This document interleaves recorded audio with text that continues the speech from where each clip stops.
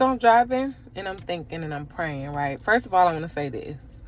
When God prompts you to pray, you should pray. Okay, I'm praying, and as I'm praying, I get a text message from one of my friends. She's like, call me right now, it's an emergency. And she goes on to tell me that her water broke. She's 6 months pregnant and her water broke, and she's in the hospital and she's alone, and she just needs some prayer right now. I was already doing that. And so as I'm talking to her, I pray with her again. I encouraged her, and then I hung up from her and I start praying again. And what came out of my mouth just about threw me for a loop. God tells us to pray that his will be done on earth as it already is in heaven. And here's what was revealed to me as I was praying. The reason why we experience some of the heartache and some of the negative things, some of the pain and all of that stuff we experience is because of our free will and our own decision to choose. God has already written every single day in the history books for us. Every day that has already happened, every day that will come hereafter has already been written, has already been established. God has already declared it to be so. And so when we make decisions that go against what God has already said, some warfare is coming. Why? Because God does not lie. His word does not change. What he has established cannot be added to or taken away from. What am I saying? When we follow the Spirit, the way that God tells us to follow the Spirit, we will not have so much turmoil and stress and toil and all that stuff in our lives because we are going according to the way of the Lord that has already been established.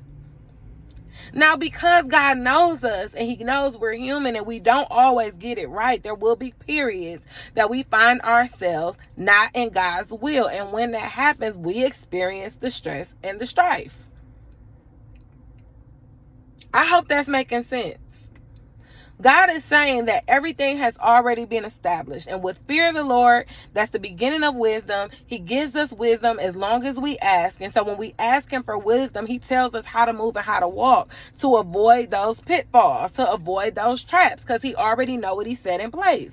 But the moment we start to do it on our own, the moment we start going our own way is the moment that what? We start experiencing all types of things that are not in alignment with him. I say it like that. And we feel it and we see it and it's happening. This is why we have to be so in tune with our spirit. He wants us to be in tune with him so that he can show us which way to go, which way to avoid, what things to do, what things not to do, what associations to make, what relationships we need to drop, what conversations we need to have, what music and TV shows we don't need to watch. He's showing us all of that as long as we walk according to his spirit, as long as we acknowledge him in each and every one of our ways.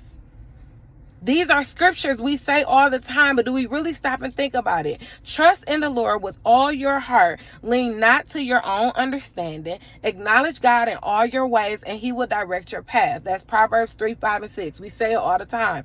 This is exactly what this is. He just revealed to me. As long as you acknowledge me in every one of your ways, I'll direct your path.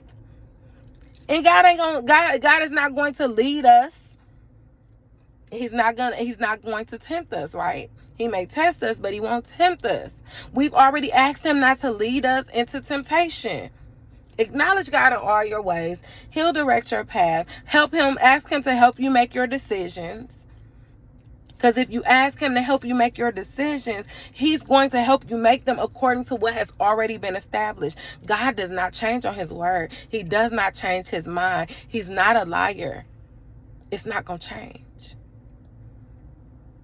It would be smart It would be smart for us to walk according to what he has already established. And because he's a loving God and he cares for us so much, he will tell us whatever it is we need to know. Acknowledge God in all your ways and watch things get a little more smooth. I'm not saying that nothing will happen, because we still live in a fallen world. There are still people that we have to associate with who may not be in the same place as we are spiritually, who may not be acknowledging God the same way that we are. They might be close to us. They might be people that we care for. All the things we will still experience, the woes of life, if you will. But to the best of our own ability, we can do what he tells us to do. Make the decisions he tells us to make according to the word of God. And then he gives us two-step verification, if you will. Come on, somebody. Two-step verification by not only allowing it to line up with his word, but he gives us this sense of peace in our heart with the Spirit, right? To make those decisions that, again, go according to what he has established already for our lives. Do you trust God? If you trust him, let him lead you. Talk to you later. Peace out.